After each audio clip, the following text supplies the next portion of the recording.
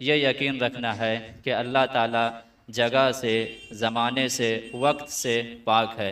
अल्लाह ने जब वक्त नहीं बनाया था उससे पहले भी अल्लाह था।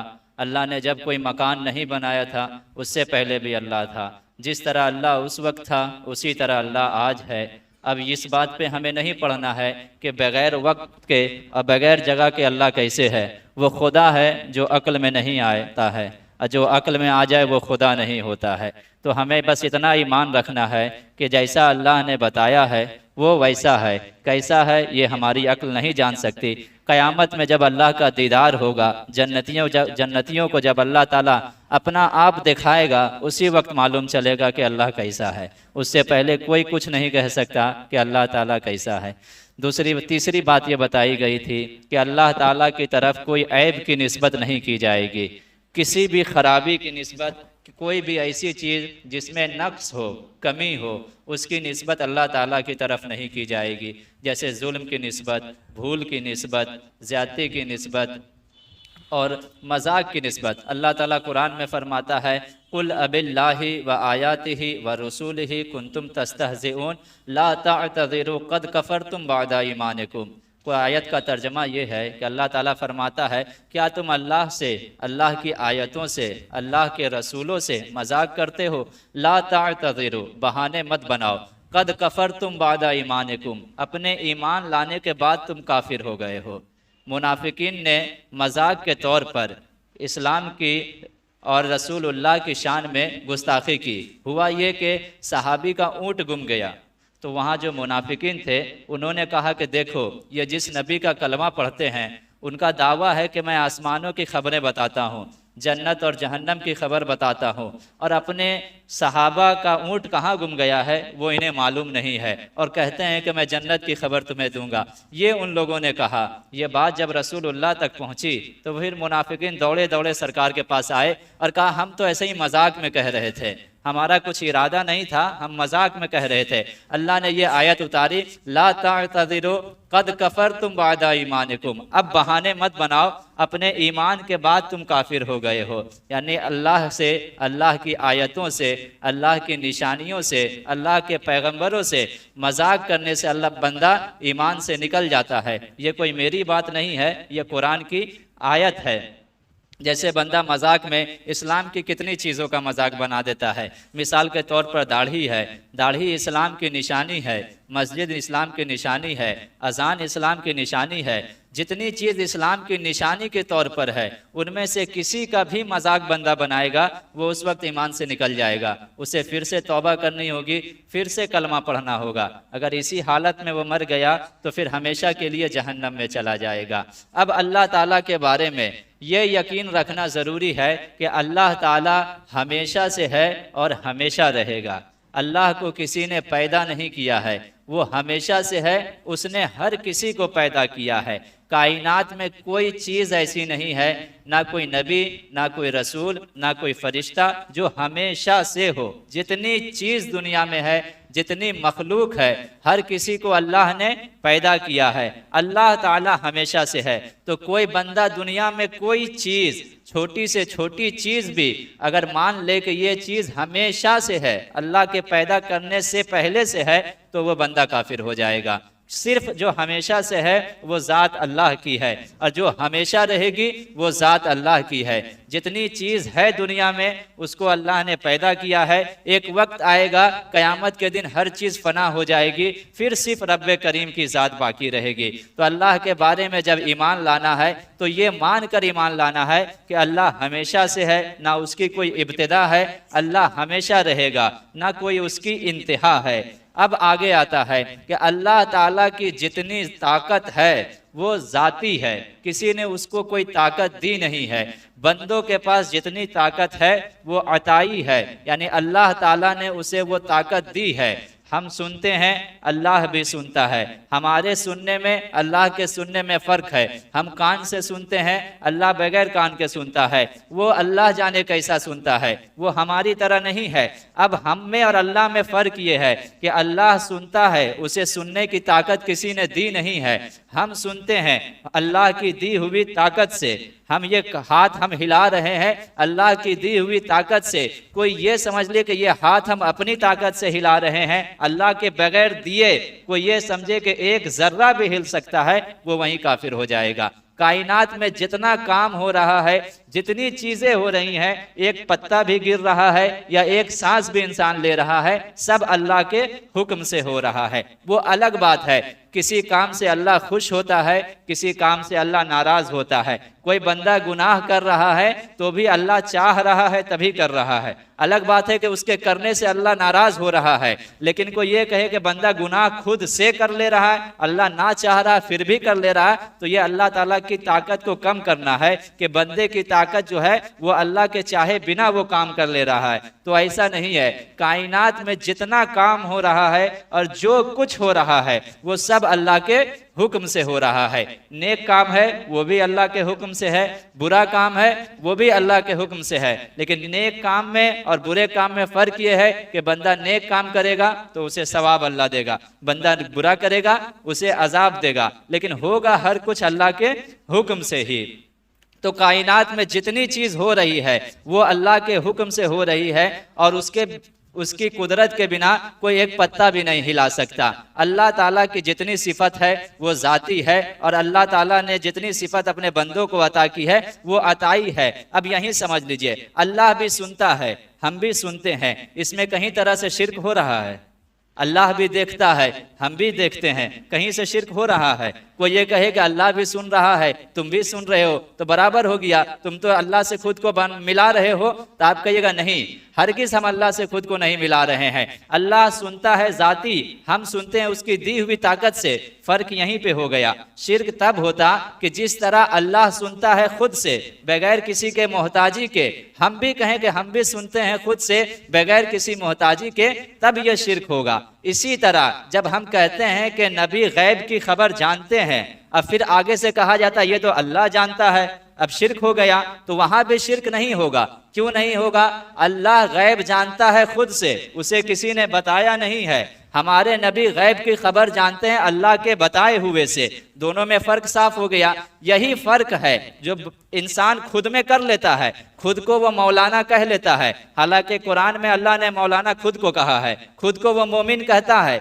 अल्लाह ने कुरान में मोमिन खुद को कहा है, खुद को करीम कहता है। अल्लाह ने कुरान में करीम खुद को कहा है। इतना कुछ करने के बाद वो ये नहीं कहता कहीं शिर्क हो रहा है। आप उसे कहिए कि अल्लाह का नाम आप अपने ऊपर ले रहे हैं, तो फौरन कहेगा अल्लाह को हम जाती मानते हैं, खुद के पास जो ताकत मानते हैं वो अल्लाह की दी हुई मानते हैं। लेकिन यही बात आप अल्लाह के नबी के बारे में कहिए तो उनके शिर्क की रट खत्म ही नहीं होगी कि अल्लाह भी गैब जाने, नबी भी गैब जाने। शिर्क हो गया, शिर्क हो गया, शिर्क हो गया।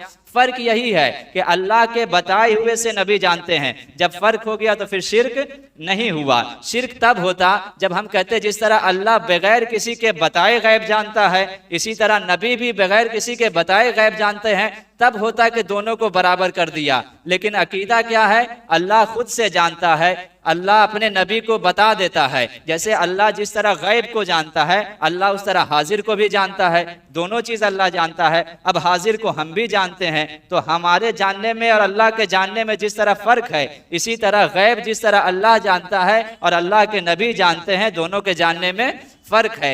ये फर्क जहां खत्म होता है वहीं से झगड़ा शुरू होता है। और यही फर्क खत्म करने के बाद इंसानों ने नए नए फिरके बनाए, नई नई जमात आई और एक दूसरे पर फतवा लगना शुरू हुआ। इससे पहले ये कभी हुआ नहीं था। सिंपल सा फर्क है कि अल्लाह के बताए से उसके नबी जानते हैं, इसमें बराबरी कहां से हो गई? एक खुद जान रहा है, एक बताए से जान रहा है, इसमें कहीं तरह से बराबरी है। लेकिन सिर्फ अपनी हठधर्मी, अपना जो किसी बड़े ने गलती की उस गलती को छुपाने के लिए उसी गलती को लेकर के अभी तक चला जा रहा है कि नहीं, अगर कह दिए कि नबी भी गैब जानते हैं फिर तो शिर्क हो गया। हालांकि मेरे आका हदीस शरीफ में फरमाते हैं, जिसने किसी मुसलमान को काफिर कह के बुलाया और वो हकीकत में काफिर ना हो, तो ये काफिर कहना किसी एक की तरफ जरूर पलटेगा। अगर वो हकीकत में काफिर नहीं है तो वो कुफ्र जो काफिर कह के बुला रहा था इसकी तरफ पलट के आएगा, अब ये खुद काफिर हो जाएगा। एक मुसलमान को काफिर कहना यह बहुत बड़ा गुनाह है। कत्ल करने से बड़ा गुनाह है किसी को काफिर करना, किसी को कत्ल करने से बड़ा गुनाह है किसी को मुशरिक कहना। क्योंकि जब आप कत्ल करेंगे तब उसकी बख्शिश हो जाती है। लेकिन आप किसी को काफिर कहें, वो हकीकत में काफिर नहीं है, अब वो कुफ्र आपकी तरफ लौट आया और आप बगैर तौबा के मर गए, तो काफिर के मरने के बाद मैंने आयत करीमा पेश की थी, सारा अमाल उसका खराब हो जाएगा, जितने नेक अमल किए थे वो सारे धरे के धरे रह जाएंगे। तो ये मुख्तसर अल्लाह ताला के बारे में था। मैं फिर से एक सबको दोहरा देता हूँ ताकि जहन में सारी चीज आ जाए। अल्लाह ताला है, अल्लाह ताला ज़मानो मकान से पाक है, अल्लाह ताला हर ऐब से पाक है, अल्लाह ताला हर खूबी का मालिक है। अल्लाह ताला के पास जितनी सिफत है वो उसकी अपनी है, किसी की दी हुई नहीं है। अल्लाह ताला हमेशा से है और हमेशा रहेगा। अल्लाह ताला की शान ना कभी घटती है ना शान बढ़ती है। अल्लाह में और नबी में यही फ़र्क है, नबी की शान बढ़ती रहती है, अल्लाह ताला अता करता ही रहता है। अल्लाह ताला जो है वो कामिल है, उसमें घटना बढ़ना नहीं पाया जाता है, वो एक बार में ही मुकम्मल है। ये अल्लाह के नबी हैं कि अल्लाह जितना अता करता है उतनी शान बढ़ती चली जाती है। अल्लाह की जितनी सिफत है वो ज़ाती है, हम अल्लाह वो सिफत जो हम में और अल्लाह में एक तरह की मालूम होती है, तो फ़र्क ये है कि अल्लाह की ज़ाती है, हमेशा से है, हमेशा रहने वाली है, हमारी अल्लाह के दी हुई है, महदूद है और एक दिन फना हो जाएगी। ये अल्लाह ताला के बारे में मुख्तसर सा अकीदा है, इसमें से ज़रा सा भी खिलाफ बंदा नहीं कर सकता। एक भी खिलाफ रखेगा तो उसका ईमान ख़राब हो जाएगा। अब यह है कि अल्लाह के बारे में इतना मानना है। अब अल्लाह को मानने का दूसरा मतलब ये है कि अल्लाह को ला शरीक मानना है, यानी अल्लाह के साथ किसी को शिर्क, अल्लाह के साथ किसी को शरीक नहीं बनाना है। अब शिर्क कहते किसको है, अगर आप इसको नहीं जानेंगे तो हो सकता है आप जिंदगी में कोई ऐसा काम कर दें जो शिर्क हो, और हो सकता है कि आप कोई जिंदगी में ऐसा काम को शिर्क कह दे जो हकीकत में शिर्क ना हो। तो ये जानना जरूरी है कि आखिर शिर्क कहते किसको है। शिर्क अगर तारीफ सही से बंदे को मालूम ना हो तो खदशा है कि कभी कर दे, और ये भी खदशा है कि जब शिर्क जो ना हो उसको भी शिर्क कह दे। जैसे मिसाल के तौर पे एक मैंने पोस्ट देखी थी फेसबुक पे, किसी ने शेयर किया, तो हमारे ही जमात के लोग थे, तो बड़ी खुराफात हम लोग में भी है, खुराफात कर रहे थे, ढोल बज रहा था और झूम रहे थे, ठीक है। तो उस पर एक लड़के ने कमेंट किया, अल्लाह ये तो शिर्क है। अब बताइए कहाँ नाचना और कहाँ शिर्क। नाचना गुनाह है, शिर्क कहाँ से हो जाएगा। तो शिर्क की तारीफ ही उसे नहीं मालूम, जो देखा गलत काम उसको कह दिया शिर्क।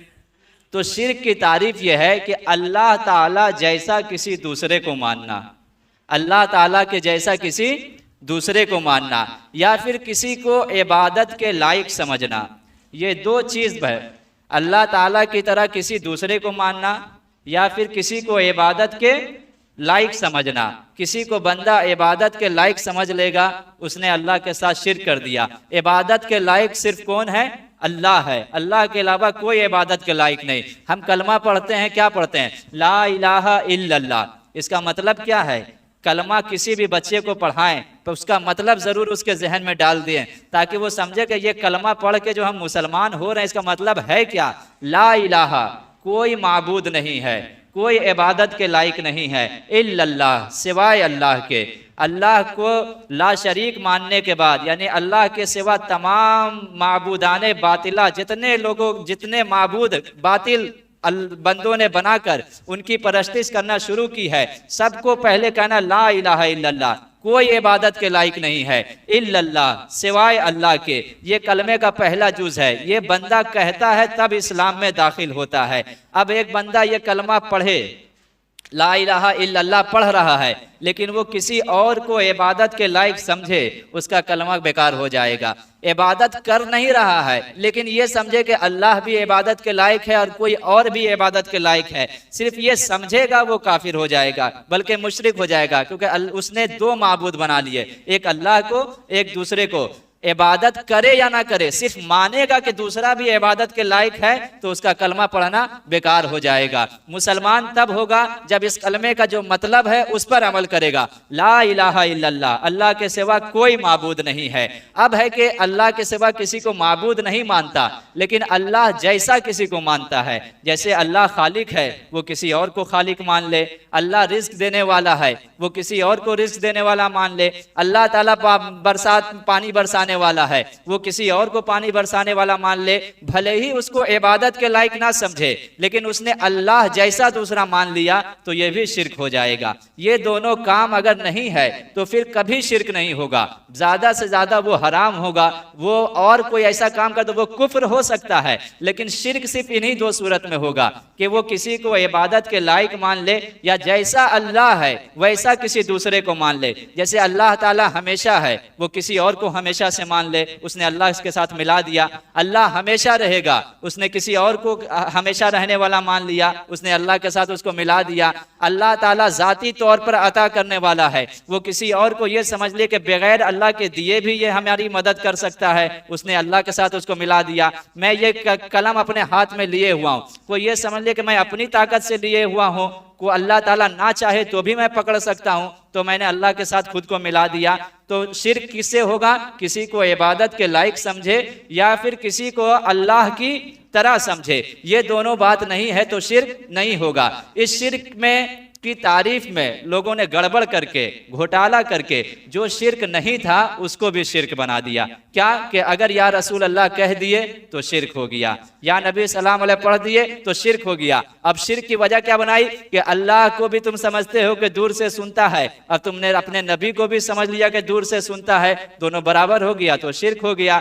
फर्क क्या मिटा दिया उन लोगों ने कि अल्लाह जो सुनता है वो किसी का मोहताज नहीं है, हमारे नबी जो सुनते हैं वो अल्लाह की दी हुई ताकत से सुनते हैं। इस फर्क को बीच से हटा देते हैं, फिर जितना मन चाहता है शिर्क का फतवा लगा देते हैं। उनसे मैं बस वो हदीस शरीफ सुनाना चाहूंगा। मेरे आका फरमाते हैं किसी को अगर काफिर कहा और वो हकीकत में काफिर नहीं तो वो कुफ्र लौट के तुम्हारी तरफ चला आएगा। लिहाजा कोई इस तरह करते हैं तो उनको इससे बाज आना चाहिए। इससे पहले अगर ये किया है तो उससे तौबा करनी चाहिए। एक हमारे दोस्त हैं, अभी 3 दिन पहले स्टेटस लगाया था, व्हाट्सएप पे स्टेटस लगता है, तो उसमें यह था कि एक तरफ मस्जिद दिखाई गई और एक तरफ मज़ार दिखाई गई। तो मस्जिद में कम भीड़ थी, जाहिर बात है मज़ार में लोग बहुत जाते हैं, ज़्यादा भीड़ थी। तो उसके बाद लिख दिया कि अल्लाह ताला शिर्क को माफ़ नहीं करेगा। यानी उनके कहने का मतलब ये था कि मज़ार में ज़्यादा भीड़ है तो वहाँ शिर्क हो रहा है। अब अगर यही मतलब लिया जाएगा अगर मस्जिद में कम भीड़ हो मज़ार में ज़्यादा भीड़ हो तो यह शिर्क हो जाता है, तो मज़ार से ज़्यादा भीड़ बाज़ार में है, यहाँ इतने ही लोग हैं, इसके कई गुना ज़्यादा लोग बाज़ार में घूम रहे हैं, तो फिर सब बाजार वाले मुशरिक हो जाएंगे। ये शिर्क की तारीफ ना समझना। शिर्क की तारीफ अगर वो समझते तो वो ये कहते कि ये लोग नमाज छोड़ करके मज़ार में हैं, ये हराम काम कर रहे हैं, इनको नमाज के टाइम मस्जिद में होनी चाहिए। लेकिन वो छोड़ करके वो उसको क्या बना दे रहा? शिर्क। पूरी उम्मत मुशरिक, कोई बचा ही नहीं, जितने हैं सब मुशरिक हो गए। सिर्फ गिनती के अगर निकालेंगे तो 1,00,000 2 लाख जो उनकी जमात में है वही मुसलमान है, बाकी सब मुशरिक हो गए हैं। हालांकि मेरे आका सल्लल्लाहु अलैहि वसल्लम ने फरमाया उम्मत की अक्सरियत कभी शिर्क नहीं करेगी, यानी कयामत तक मेरी उम्मत की अक्सरियत जो है वो तौहीद के अकीदे पर कायम रहेगी। तौहीद का जो अकीदा मैं दे के जा रहा हूँ उसी पर रहेगी। और इन लोगों ने क्या किया है, सिर्फ अपनी जमात को छोड़ करके जो 100 साल पहले बनी है जितने लोग हैं सब मुशरिक हो गए। अब मेरे आका फरमाते कयामत के दिन जन्नत में 120 सफ है, उसमें 80 सफ सिर्फ मेरी उम्मत के हैं।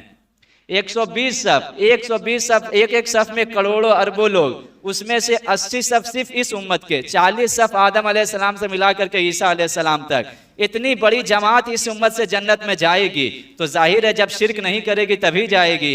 अब उन लोगों के फतवे को अगर मान लिया जाए तो वही जो 1,00,000 2 लाख वो लोग हैं वही जाएंगे और वही 80 सफ पूरी कर देंगे। ये हो सकता है? मुमकिन है? नहीं है। तो रसूलुल्लाह के फरमान से साबित हुआ कि इस उम्मत की अक्सरियत जो है वो हमेशा शिर्क से महफूज रहेगी। हाँ, इस उम्मत की अक्सरियत रियाकारी में पड़ जाएगी, इस उम्मत की अक्सरियत दिखावे में पड़ जाएगी। अमल वो लोगों को दिखाने के लिए करेगी, सवाब की नियत कम रहेगी और लोगों से वाहवाही लूटना ज़्यादा रहेगा। ये उम्मत की खराबी है, ये उम्मत में है भी, अक्सरियत इसमें मुब्तला है, बहुत कम लोग इसमें बचते हैं। लेकिन रसूलुल्लाह का ये फरमान भी सच्चा है कि अक्सरियत इस उम्मत की शिर्क से बची हुई है। अक्सरियत इस उम्मत का, हाँ कुछ शिर्क होता भी है, जैसे कि बहुत सारे लोग शिया में ऐसे हैं जो हज़रत अली को खुदा कह देते हैं, हज़रत अली को खुदा से बढ़ा भी देते हैं। ऐसा नहीं कि शिर्क बिल्कुल नहीं है लेकिन बहुत छोटी मिकदार में है। ऐसे ये कहना कि पूरी उम्मत ही मुशरिक हो गई है, ये सरासर झूठ है और खुद अपने आप को जहन्नमी बनाना है। ये उम्मत कयामत तक रहेगी। पिछली उम्मत में अल्लाह ताला ने वो खासियत नहीं रखी थी कि वो क़यामत तक रहे। जैसे ही उम्मत पूरी बिगड़ी कोई दूसरा नबी आ गया। हमारे नबी आखिरी नबी हैं, क़यामत तक कोई नबी नहीं आएंगे, तो क़यामत तक ये उम्मत अपने तौहीद पर कायम रहेगी। अगर ये उम्मत बिगड़ जाए तो फिर नए नबी की ज़रूरत पड़ेगी, नया नबी आ नहीं सकता,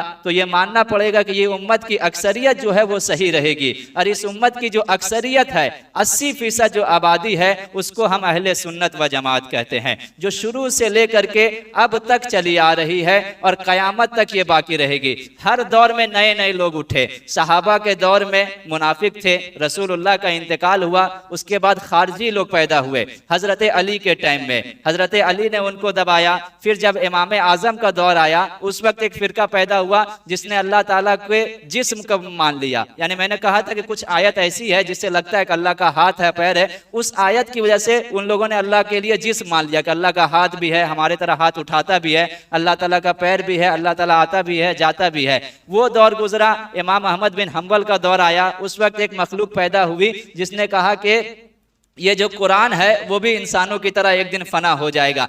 नए नए फिरके आते रहे, कुछ साल रहते हैं, खत्म हो जाते हैं। फिर नया दौर आता है, कुछ साल कोई फिरका चलता है, खत्म हो जाता है। ये अहले सुन्नत है जो सहाबा के टाइम से है और अभी तक है, और हर दौर में ये 80% रहा है। मेरे आका फरमाते जब तुम इख्तिलाफ देखो तो सवाद आजम देखो किधर है, यानी उम्मत की बड़ी जमात किधर है। क्योंकि मैंने अल्लाह से दुआ की तो अल्लाह ने मेरी दुआ कबूल की है कि उम्मत की अक्सरियत और उम्मत के जो मेरी उम्मत जो है वो कभी गुमराही पर जमा नहीं होगी। ऐसा नहीं होगा कि उम्मत की अक्सरियत कोई काम करने लगे और वो काम गलत हो, ऐसा नहीं होगा। क़यामत तक उम्मत की अक्सरियत जो काम करेगी वो काम सही होगा। ये अल्लाह ताला के बारे में अकीदा मुकम्मल हुआ। इंशाअल्लाह हम कल जो चलेंगे वो रसूलुल्लाह के बारे में चलेंगे कि अल्लाह के नबियों को किस तरह मानना है, क्या मानना है, क्या नहीं मानना है, किसके मानने से कुफ्र हो जाएगा, क्या मानना हराम है। फिर अल्लाह के फरिश्ते हैं, फिर अल्लाह ताला की किताब है। उसके ये जब मुकम्मल हो जाएगा फिर हम आगे चलेंगे इस्लाम की मुख्तसर तारीख के बाद कि रसूलुल्लाह के इंतकाल के बाद कौन कौन से वाक़यात हुए और कैसे कैसे इतना इख्तलाफ उम्मत में पड़ गया। आप एक बार सुन लेंगे फिर क़यामत तक आपको कभी कोई परेशानी नहीं होगी। आज हर आए दिन कोई क्लिप भेजता है, देखिए ना हमको समझ में नहीं आ रहा ये क्या बोल रहा है, हम तो एकदम परेशान हो गए। उसकी वजह यही कि आपने बेसिक बुनियादी बात नहीं जानी है। शुरू से आप जाने रहते तो खुद पकड़ लेते ये कहाँ डंडी मार रहा है। जैसे आपने ये बात शिर्क वाली समझ ली, अब कोई दूसरा कहे कि तू ये काम तो शिर्क है, आप इस दो बात को अप्लाई कर लीजिएगा। क्या ये इसको माबूद मान रहा है, नहीं मान रहा, क्या इसको खुदा के जैसा मान रहा है, नहीं मान रहा, तो ये शिर्क नहीं है। जबरदस्ती शिर्क बनाने से शिर्क नहीं होगा।